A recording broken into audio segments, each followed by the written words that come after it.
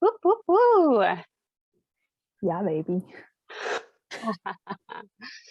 Oh, so why don't you tell everybody where you're at right now? Currently, Big Island on the Hilo side. Let me tell you, it rains a lot more here than it does in Maui. I mean, we get like the sprinkles, and sometimes we get that heavy rain, like it'll just come like a downpour, up in Yep. Haiku. But like for real, like I think Brenda said like 120 inches a year or something like that, like a lot. Yeah. I'll have to put a little video up. I mean, like at least this place, it's like a rainforest up in here. Like there's so many trees, so many, the canopy, you've got the higher Yeah. in the middle and all of that.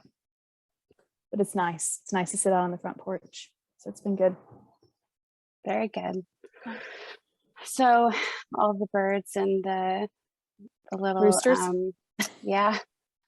We got roosters. So if you hear roosters or the ducks quacking in the background, or the wind chime, chimes, the bamboo wind chime, all the contribution to today's podcast.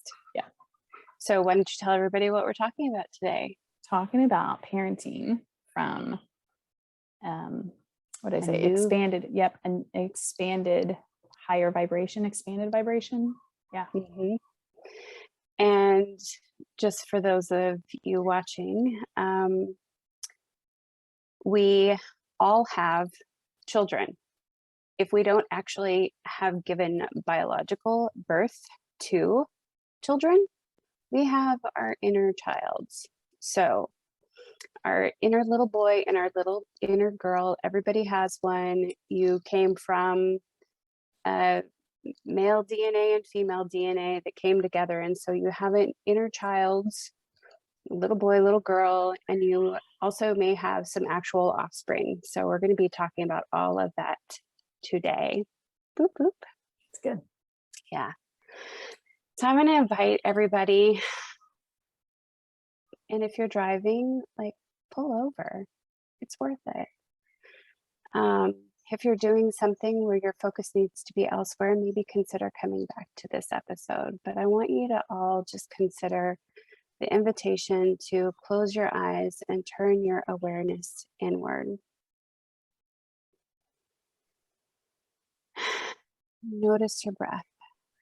First thing, let's notice the breath as it enters in and as it goes out. That expansion of our lungs as we inhale in, the contraction of our diaphragm, and then as our diaphragm loosens, the contraction of the lungs, basically allowing them to deflate and move air out. And with that awareness on your breath, just notice it without judgment. Notice it coming in and out. Just attach some awareness to your breath. How far is it coming into your body? Would your body like some more? Do you need to change positions? Do you need to sit up more straight? Do you need to relax your shoulders? What would the body like to receive with the breath?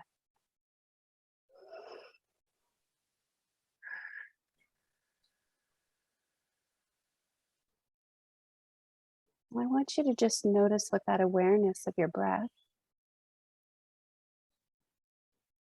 When you are thinking about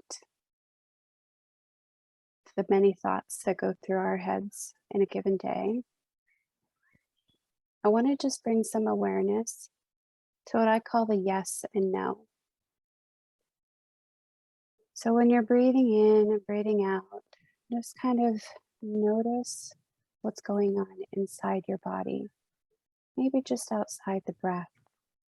What's going on in your shoulders? What's going on in your neck? Your eyes? Are you squinting or scowling? No judgment, just awareness in the body. Awareness in the stomach, the gut. We've got lots and lots of neurons in there. Awareness in the legs, the feet. Are they fidgety? Are they wanting to move? Are they relaxed? Notice your hands. Are they clenched? Are they relaxed?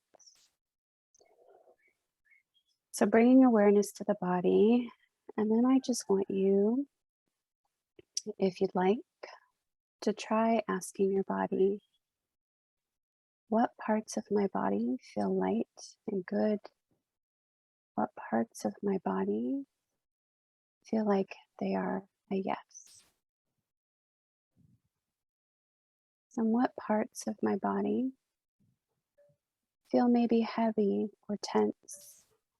What parts of your body might you be aware of that are a no?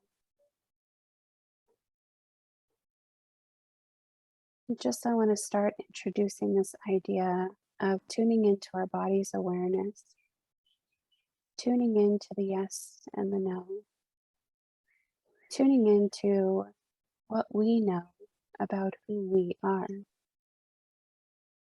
Because when we talk today, we're going to be talking about children and parenting, but we're also going to ask you to consider the child within you, that little girl and that little boy, all the way back to the moment that you came together. Right back to the moment where everything started.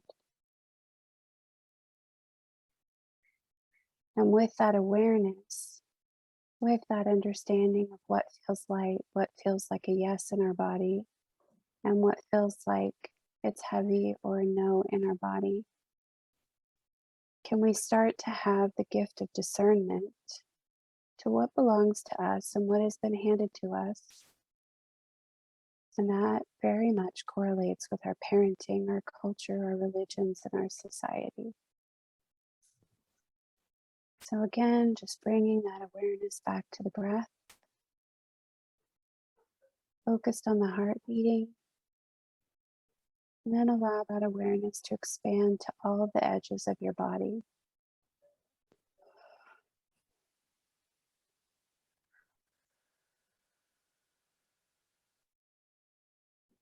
And then allow that awareness to expand just outside the body.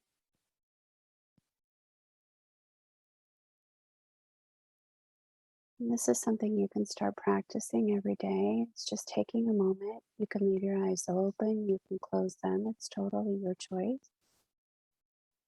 But first, bringing your awareness to your breath and your heart. How is it beating? How are you breathing? And then from there, letting that awareness expand into the body, noticing the yes, the no, and then playing with letting that awareness play outside of your body. So good. I open my eyes and there's a knoll sitting right on my computer. My goodness. He's like on my mouse right now, climbing. So today we're going to talk about parenting and all of the stuff that you and I have been playing with, destroying, killing off, and allowing to be reborn, to be rebirthed in a new and evolving way each and every day. yeah. You have this. Grayson just turned 10, right? Mm-hmm. Mm-hmm. And my daughter Dominique is 26 and a half. Do we still do halves at this point? Yeah, so we have some experience with parenting, and we have And when some we say experience. experience, we don't mean we're doing it, air quotes, right or wrong, because that actually doesn't exist. Yeah. But we've just been parents for that long. when I say Yeah. right experience. I think sometimes like old Erin, she would have thought like, oh, experience, oh, they're experienced, right? Like they know what they're doing. Which, Mhm. do you hear my rooster friends? Maybe I need to mute myself. No, they're Okay. contributing. I think Um, they have something to say. which I think is a perfect lead in to there was a time when I wrote in some of my notes here, there was a time where, oh, let me back up. We want to parent based on what people want to tell us, right? I have on here listening to your knowing versus your outside or external, right? Like I wrote doctors, other parents, our parents, right? Teachers, Mhm. society, whatever that might look like. It's getting closer. He's like, listen, ladies. But you know, noticing where there were times where I was very adamant about parenting Grayson the way I wanted to. And Mhm. then also where I gave my authority, sovereignty, power to others. And so if I would say anything to myself, right, would be to always listen to your knowing because it never led me astray. Um, and looking back on the times that I did things when someone else suggested I should and it didn't feel, if I was really being honest, checking in with my body, it did not feel good in my body. Yeah. I remember when Grayson, she was maybe 18 months old and she was running. Jason was trying to teach her how to run. We don't need to teach our kids how to run, but he was. They'll figure it out. And she tripped. But you know, when you're 18 months, you don't have that coordination, your hand-eye coordination and all of that, right? So she didn't brace herself when she fell. She hit the concrete and she cracked her front tooth. And it was visibly, part of it was visibly still connected, but hanging, right? And so of Mhm. course, you know, it was bleeding and she was upset and all that. And so the next day I took her to the dentist and they're like, we have to pull it. She's going to get infected. And I'm like, you don't even know how can you say it's going to get infected? And then here we go back to like the literature, right? Like the dental Mhm. literature. And she like, you know, she recited or cited these specific things she had learned in dental school. And I remember being like, but you're just already making a decision. You don't even have any proof yet that it is. So I think at the time, I think I had scheduled to have it pulled, but it was a couple of days later. And I was like, this just doesn't feel right. So I went home and I did all the Googles and then just the searching. And when she had started talking about, well, she needs to be gassed because they don't like to lay down. And I was like, I don't like any of this. Right. And then Mhm. researching like you're giving your child this medication, but they sometimes have a reaction and you're not at the hospital. And I was like, this just does nothing about this feels good at all. And so then calling back, canceling, going and finding another dentist and him saying the same thing. And I'm like, I don't agree with you. And then finding another dentist and he was like, it's cool. If you want to do that, you can totally wait. Just know if it does get infected, you're already past the point. She can't save that tooth. We'll have to either leave it with no tooth or we'll have to install, a fake one. And I was like, I'm good with that. But just listening to my body in that moment of like, this doesn't feel good. This doesn't feel right. And I think a lot of times we put our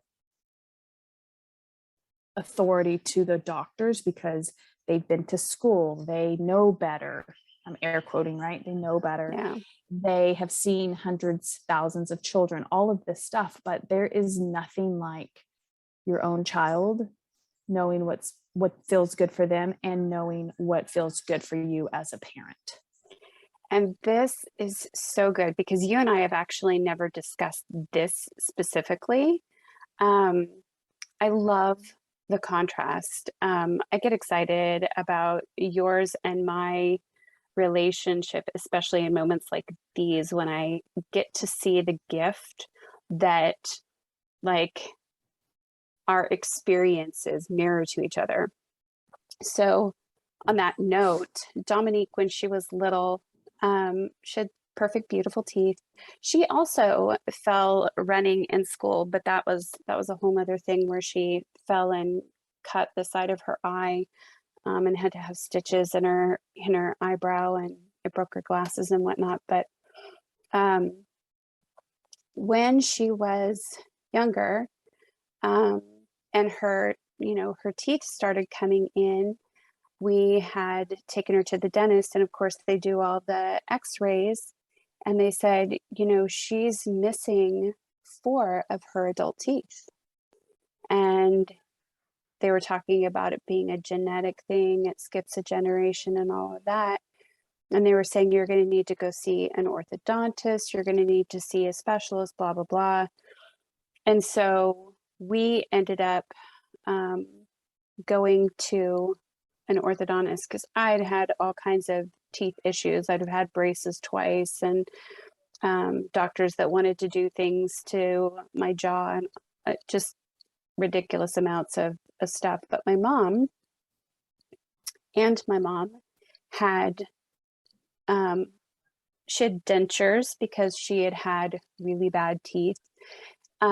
So when it was, when the dentist said, hey, you're going to need to, take her in because this is going to be a problem that she's missing these adult teeth, you're going to want to work with an orthodontist early on. And so we did that. And at one point, the orthodontist was like, well, we need to pull a whole bunch of her teeth.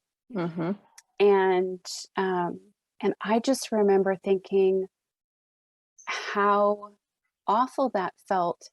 And this is part of the difference between you and I, like our knowing.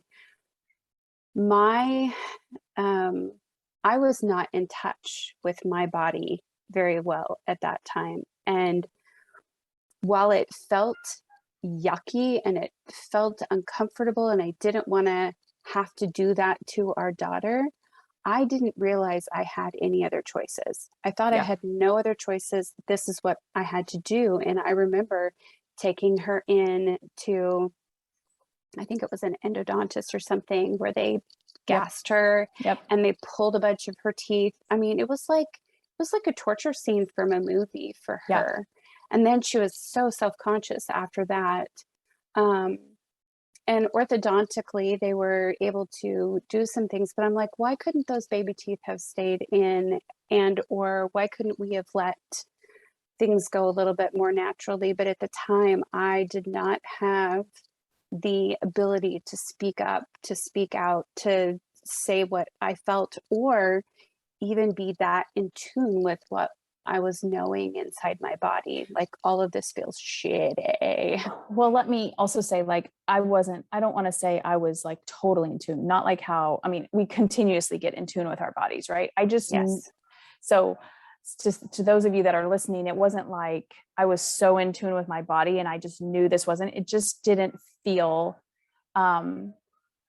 it just didn't feel good. It just didn't feel like you're not even giving our bodies a chance to see what can happen, And I was willing to, and I think my mom also, like my mom was like, she's a nurse, and she was just like, well, do you want to look at something else? And at that time I was under such stress, which I think is another, huge point of, it was just like, okay, this happened. Let's just take care of it. Let's just get it done. Let's move on down the road. When I think a lot of us as parents operate off of stress, right? Like, we're just trying to make it through the day. And so we're just like, what do they call it when you're like fires, you're just putting out fires, right? Like, that's how I felt like You're in a reactive state all the time. A very reactive state. But then my mom like saying, hey, pause. And, we had done some research, and Jason had obviously too, like he had gone back to work that next day, and me also not speaking up, being like, no, I need you to come with me to these doctor's appointments. She's a year and a half old. I'm like having to hold her down so they can look at her mouth, like, this is not a fun experience. And so in that regard, I kind of had the belief of like, I'll just do it by myself because I do everything by myself, right? Like, so I wasn't speaking up, telling my spouse, no, you need to tell Bert you're not coming in. Like, I need you to be with me, this is our daughter, we need to go do this, together, kind of thing. So, and I think, when you operate from that stress standpoint, everything is a crisis, right? At least that's what it was like for me. It was just like, so, giving myself the space and like, So for those of you that are listening and thinking like, oh, I don't feel that in my body. It's also like, because we're also in such bombardment of stress too. Like it's Yeah. hard to be in that knowing, or that when we don't, but even, another example of like, she was always the kid that cried when she did like a Mother's Day out like one day a week. And then we ended up taking her to like a Spanish school, and she would cry. And I just told Jason, like, I got to a point, I was like, I'm not doing this anymore. I don't care what people say that your kid needs to be socialized. I don't care that, they're like, because I called the lady, like, I remember I was working out in the gym, and I just told Jason, it was November, it was over Thanksgiving holiday. I'm like, she's not going back. Like, I'm not doing this. I don't care. And I remember having that conversation with the headmaster, what do you call it? I don't know. And she was like, well, basically paraphrasing, if you stop her from going to school, she's really going to be socially stunted. And I'm like, well, then that's what's going to happen. If that's, we're going to let that play out, that's to be determined. Mm-hmm. Just going back to like, it did not feel good driving home. And my baby is just like, mommy, don't leave, Mm-hmm. And so I think, like empowering parents to like listen to what is inside of them. What is their child? Every child is different, right? Like there are some kids that love, you drop the kid off and they were like leaving the parent at the door before, right? That was not Yep. my kid. And it's okay that every kid is different, and that there's no manual for your kid, right? Like you don't put them in a box or in a book and look it up, but that's what we do. Yep. We diagnose them, we categorize them, we say, this is how it should be done. We homogenize them in school. And oftentimes I want to go back to something that you said about, I oftentimes had this feeling of, I've got to do things on my own. Yes. So you had a narrative that came with you that said, I'm just better off doing it by myself. When you say it came with me, I developed that because early on in my life, that's what kind of I had developed, because can't count on people, or, you got to just do it yourself. You got to just buck Right. up and like deal with it kind of thing. Right. Yeah. That was an adaptation Yes. that occurred when you had many situations where you felt let down as a kid, where you felt like the only I was the person you parent. could, the only person you could count on was yourself. Yeah. In contrast, so my mom was also a nurse, which like lends itself to, we've had a few discussions about like, oh, you're not getting out of school unless a body limb is hanging off, you're bleeding, or you're running an excess vomiting or shitting, or having like a fever, a major Yeah. fever. Yeah.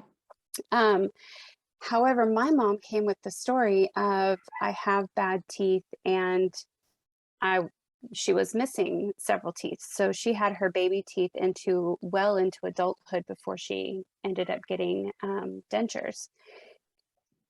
So we have these adaptations that are in response to the way we have figured out how to survive in our upbringing. Yeah. So we're oftentimes just children raising other children. Yep. And I remember reading at one point that, like, if you look at attachment styles, there was like 60% of us supposedly have been raised in a secure and nurturing environment where our nervous systems have been regulated and taken care of, and the rest have some other adaptation that they have had to employ, feeling like we need others, and needing them to help us be okay, or feeling like we can't rely on others, or sometimes a combination thereof. But I actually think that ratio has changed dramatically over the years. And kind of part of what we wanted to get around to with this podcast is not just talking about our adaptations and like obviously acknowledging some of this past story, acknowledging some of what we have done to survive, but also to bring into awareness, to start to shed some light on the fact that is it a fact? I'm not sure.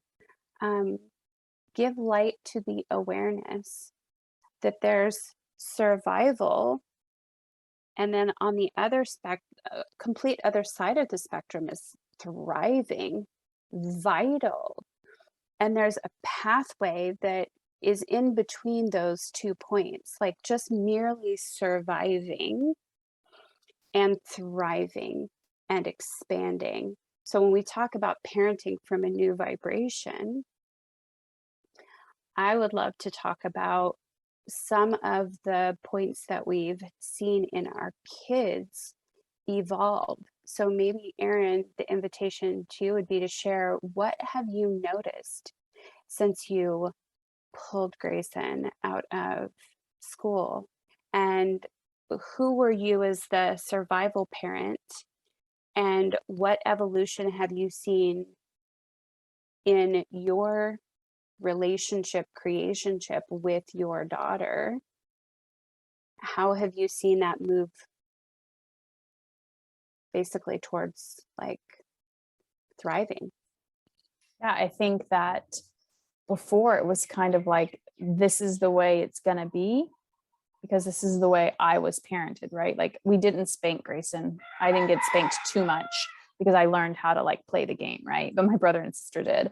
But like, you know, this just like, this is the thing that we do, right? Like we've always kind of been open to schooling and things of that sort, but like maybe it was like, you're going to clean your room or you're going to do this or you're going to like Eat this way. yeah and that kind of goes back and forth because I feel like we've kind of allowed her to eat, but like maybe it wasn't like not too much sugar or not like this or don't have this before dinner or those kinds of things, versus now asking her, what do you want? Like we think that we know more than our children. Well, our children are here to teach us all of the things, right? Like let's just be honest here, we don't think that, but I feel like saying like that's the truth. Like they're totally here because they are like the closest thing to source. They're the closest thing to having not been conditioned. Like we have 42 years of conditioning. I do, right? She's got possibly 10, right? And so asking her like, what does she want? And also having her make those decisions, right? Like, what do you want to do? And having her do it. So then that way she's also gets to have that ownership and that responsibility in the terms of, or empowered, right? Like she wanted to go to school when we moved to Maui. Well, then you're going to do your application with me. You're going to walk your application. It's like half a mile down the road. It's beautiful there. So we're like, why don't we walk? But we're going to walk the application to school. I'm not taking it for you. You're the one that wants to go, right? Like, so empowering our children to make their own decisions and letting her, decide what she wants to eat. If she wants to go to bed late, you get to go to bed late. I'm not putting you to bed at 11 o'clock, but she can go to bed at 11. And then if she's tired, she gets to feel tired because she chose to go to bed at 11. But I think we try as parents, in that survival, we try to control all of the things, right? Which is such an illusion versus letting our Control children. Takes a shit ton of energy too. Lots. Yeah. Lots, right? Versus she gets to decide what feels good for her, what feels good for her body. And then trusting, right? That's me trusting. Because here's the other thing. We can't, as parents, try to control from 0 to 18 and then be like, okay, go ahead, go off to college now, and I've had so many family members be like, well, I have to do all of this for them. And I have to, they're not wanting to do anything by themselves because you've told them what they can and can't do for the last 18 years. Like, it's not like a switch, an on-off switch that you've had this for 18 years. And then now it's like time to go to college and they're just supposed to like have life figured out. Like that is a process all throughout, like I had my uncle, he used to order for his boys till they were like 18. Like, no, if Grayson wants something, you go up to the counter, you order it, just empowering our children versus coming from that, which goes back to I have empowered myself, right? Like it's Yep. the relationship between me and my daughter have changed because I have changed. We keep, I think one of the fallacies is like we want all of the people to change and then it'll be Hmm. better. It's like, no, I have changed. What would it be like to have more ease and fun and joy with my kid? Hmm. And me asking those questions and me working on myself, and it's naturally or organically changed versus trying to get her to be a certain way so that we can then, fit, get along, whatever it might be. Yeah. And I love that you brought up the fact that this has come from working on ourselves. Like my daughter is already out of the house. When I really started doing this work, and when I say this work, I mean practicing bringing everything within me, um, looking out at the world at large, and then um, saying, okay, I'm interfacing this way. What is that? What am I making that mean internally?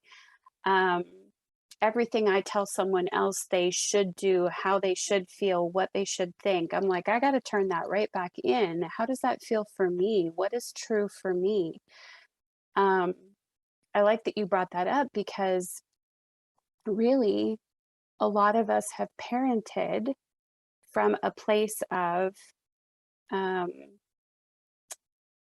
fear, from a place of survival. Like, you've got to do what I'm telling you to. Why? Because I said so. Why? Because this is how it's done.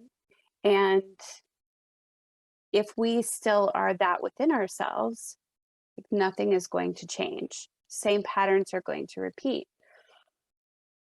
So for people like me who their children are already out of the house, well, damn it, I already screwed my kid up.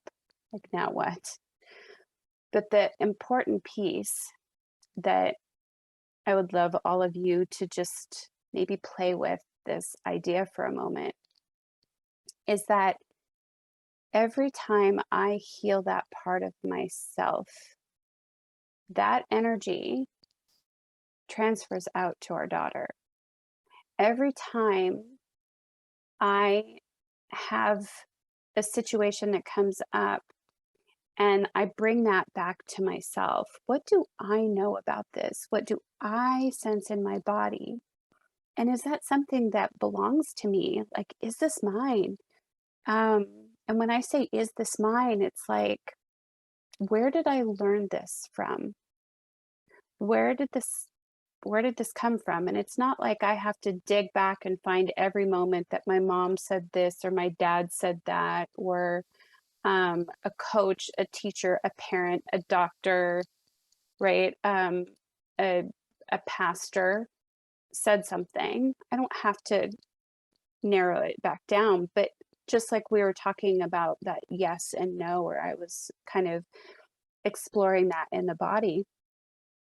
Every time I have that awareness inside my body and I see something outside of my body or I hear something outside of my body and I take that in and ask, is this mine? Is this who I truly intended myself to be? And I get that internal knowing, that either body sensation that shows me yes or shows me no, or gives me kind of a light feeling or gives me a heavy feeling, then I get to make that choice. And that is basically re-rearing, um, re-raising my inner child. And every time I do that, it trickles down to our daughter because she then gets to see and be in the energy of me coming from a space that says, I'm empowered. I have choices, and I can trust the knowing inside my body. I mean, I had a number of um, sexual assaults that were from me not knowing and trusting. my inner knowing in my body that was trying to say, hey, something's off here. Something's off here. Um, so when we parent our children to listen to us, to do Yeah. what we say, Yep. we are completely taking away Yes. their empowerment. Yeah. Yeah. We're teaching them to not listen to their bodies. You said something, and I had noted it here. I was like, we trying to protect, air quotes, right, our kids from everything versus letting them experience, right, all of their emotions, all of their circumstances, all of that. Like, there is such growth gift in learning and experiencing that. Like, I had my sister-in-law and I were exchanging some texts yesterday, and she had made a comment about my niece, and I just was like, you have like, it is a fallacy, it is the illusion that we can protect our children, right? Like, we cannot. Mm-hmm. Here we go back to control, right? We are all having the experience we are having. Maybe we don't see it right now as a gift. Maybe we don't see that our higher self is having us have this experience, but there's a reason why we are, and allowing us to, and allowing our children to experience what they need to experience so that they can receive the gift from that. But when we try to control and modify and manipulate and do all of those things we do so that they don't feel whatever it might be, right, disappointment or the fear or whatever it is, we're robbing them. That's the only word that comes to mind, right? Like, we're robbing them of the experience, because that's the way it's also going to be when they're 42, when they're 62, when they're 82, right? Like, Mm-hmm. it's this idea that, like, they get to be in this little cocoon for the 18 years, and then we just shove them out into the great wide open. It's like, there's no, where was the runway to get to get out. So those experiences are for themselves, the greater good, all of it, right? But I think a lot of times we try to stop that from happening, because obviously it's, what does that discomfort cause within us, right? Right. I was even having a conversation with my husband the other day, realizing that I was having a moment that I wanted him to be okay with something rather than just allowing him to experience the discomfort of my request of what I said that I wanted, something that I had shut down. We've talked about this before, like, you knowing what you want and oftentimes foregoing it for others because feeling like you're responsible for everyone, and me not knowing what I want, um, because I'm like, I stopped asking. I stopped asking, what do I want? So I had a situation with David the other day where I realized the request that I was making of something I want and being okay with that. My little girl, my little boy never got to say, I want this. And the times that we did say, I want XYZ, we were told, you're either not okay to want that, not okay to have that. Um, Stop asking. And I realized that I was not wanting my husband to be uncomfortable, because then I was going to be uncomfortable. So how much of our parenting are we doing that unconsciously in many occasions? Like, we're not casting any judgment about a right or a wrongness. Like, um, we have the viewpoint that everything happens for us as a learning experience, as a growth experience. Um, but in that moment, like, I caught myself. I was like, ah, shit. I don't want you to be uncomfortable because I am trying to avoid the discomfort in myself. And so, um, yeah, just allowing that in our kids can be really hard, because we have these stories about, I have to protect them. But I think the greatest protection that we can give them is learning how to tune in.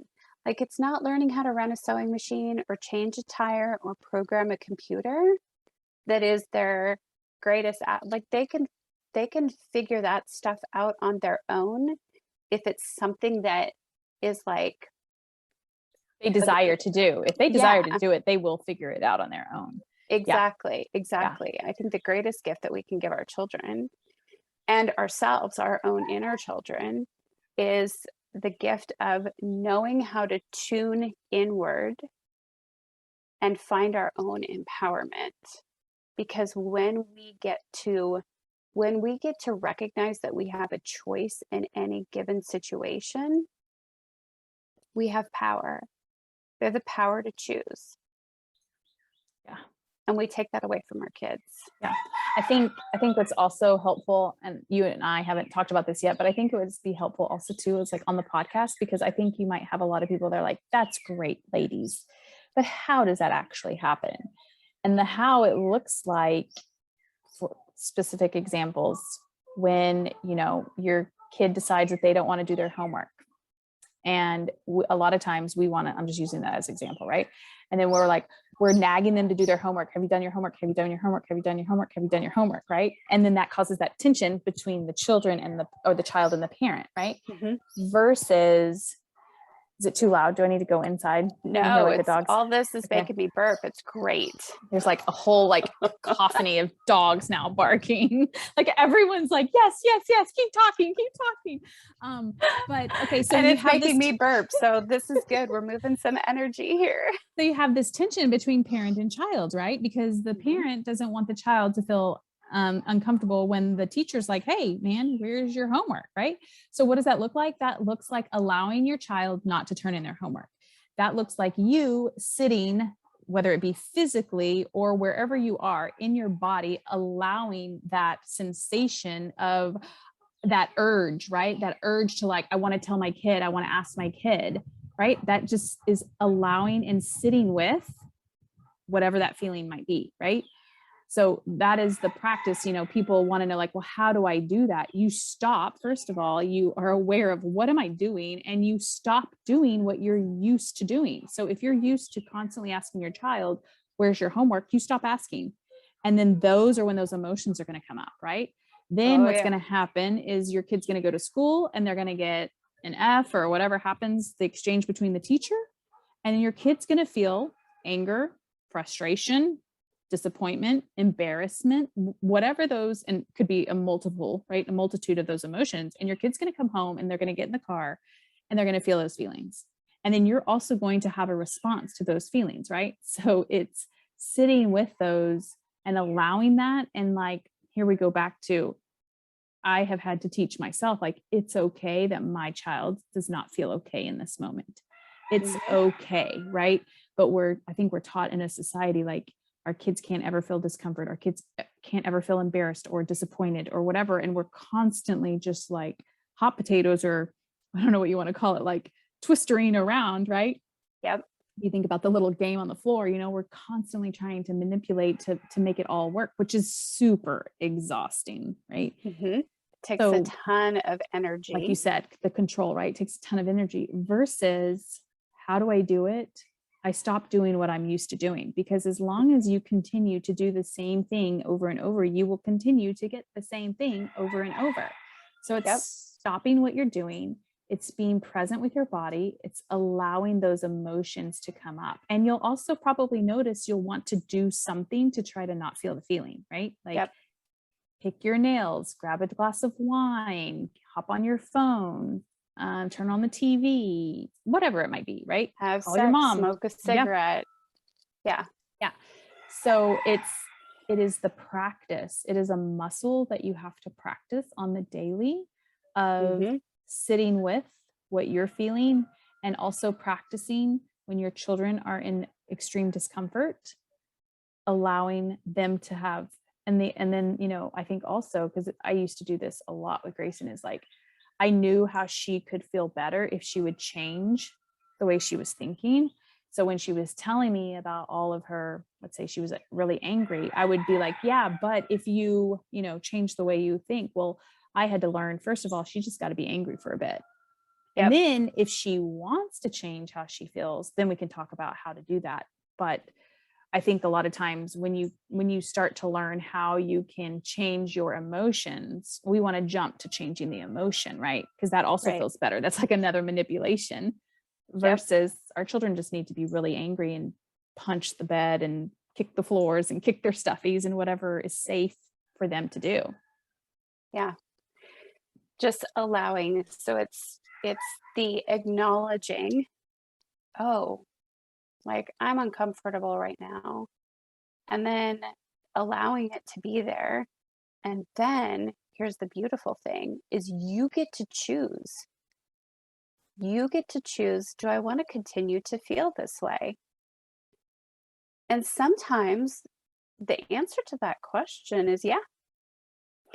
We might consciously say, I don't want to feel this way. I'm so sick of this. I'm so over this.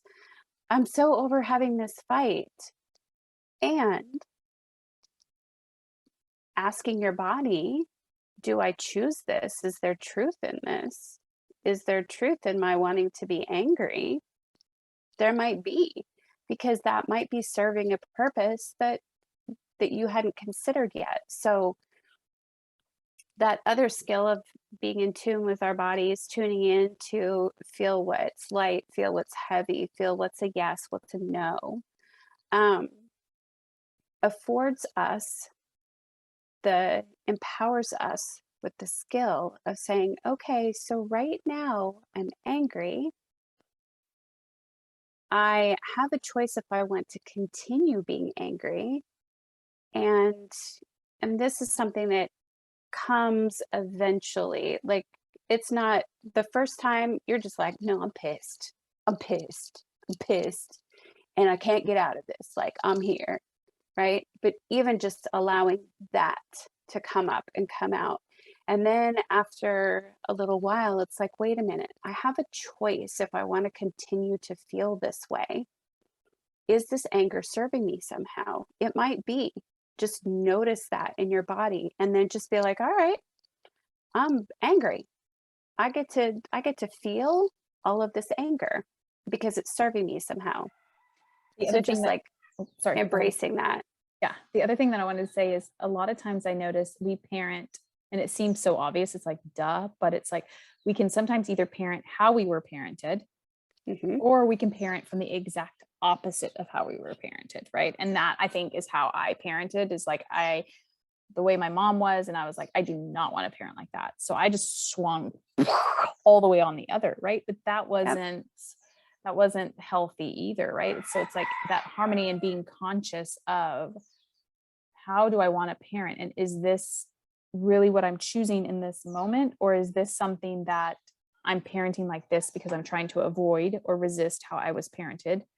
Or it's a Hmm. wounding that is within me, right? Like if we were always told no as a child, then sometimes we might parent with yes all the time because we know what it feels like to be told no, right? So Yep. just being very aware and constantly asking questions like, do I want to parent? Is this how I want to parent in this moment? And like you said, that key word of choosing, Hmm. how do I want to be in this moment? So if we could leave you with any skills on this, it would be um, asking questions. First, allowing yourself to start practicing tuning inward, tuning into your knowing. Um, Whether it's, okay, every morning when I get up, I'm going to just spend a few seconds instead of picking up my phone to see what's going on. I'm going to spend it just a few minutes here noticing my breath and noticing what's going on in my body without any kind of judgment or this is wrong or that is right or any definition of what's good or bad, right or wrong within you.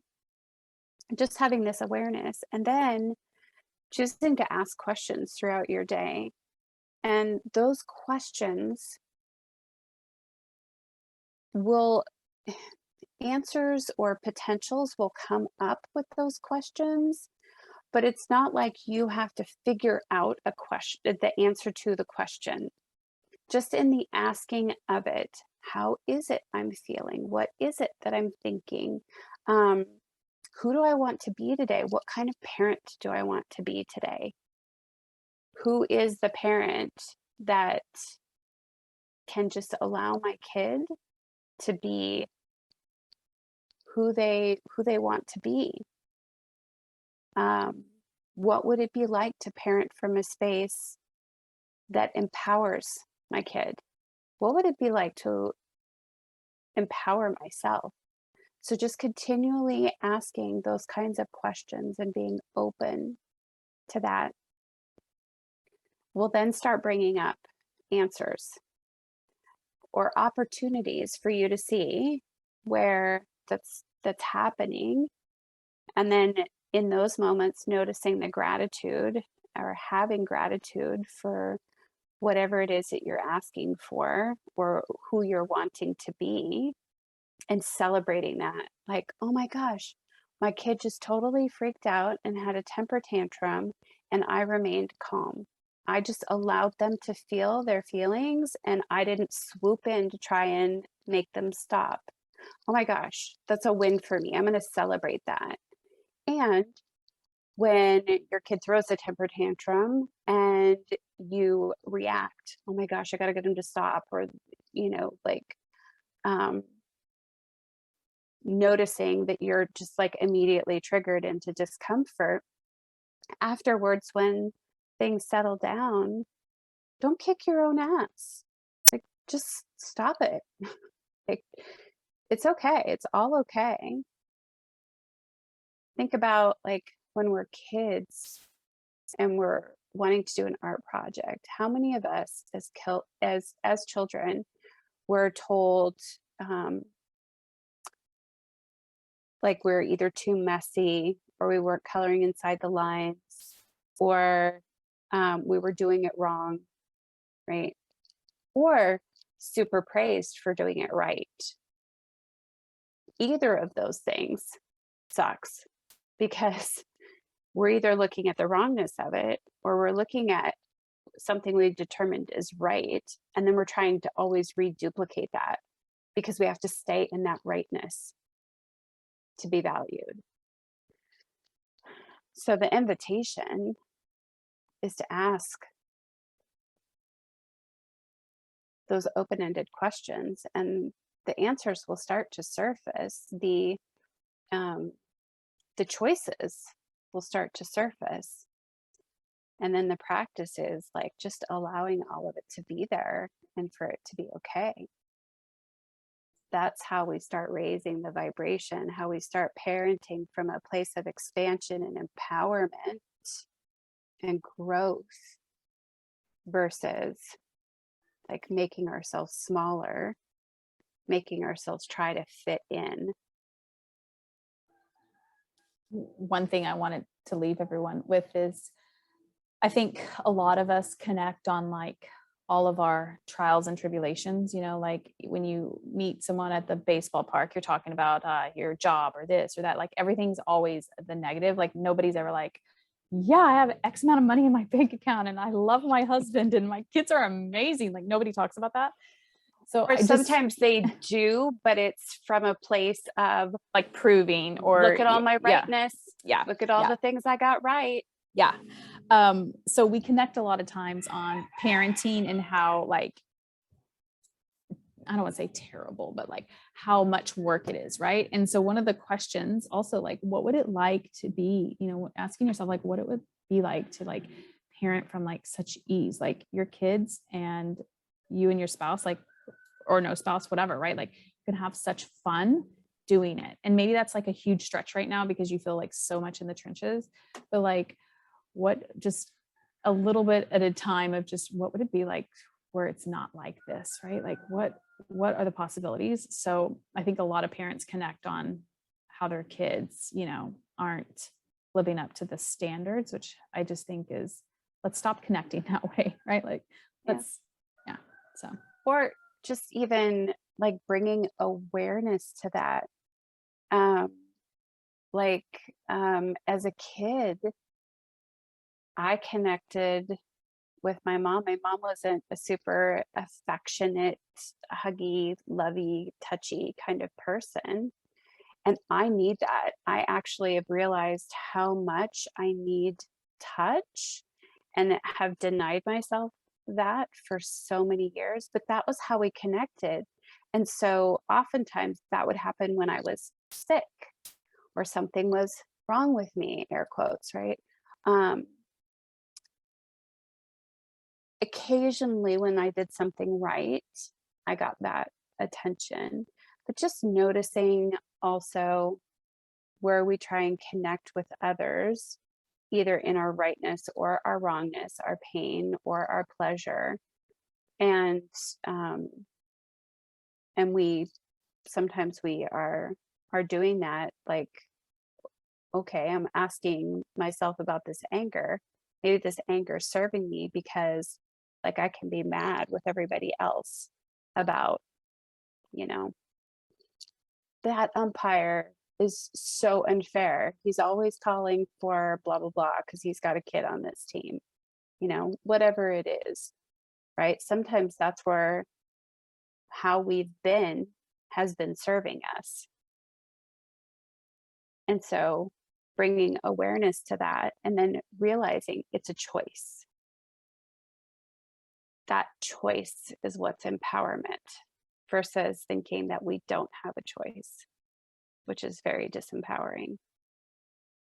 So, Yeah. So good. So until next time, then. yes, until Okay. next time. Until next time.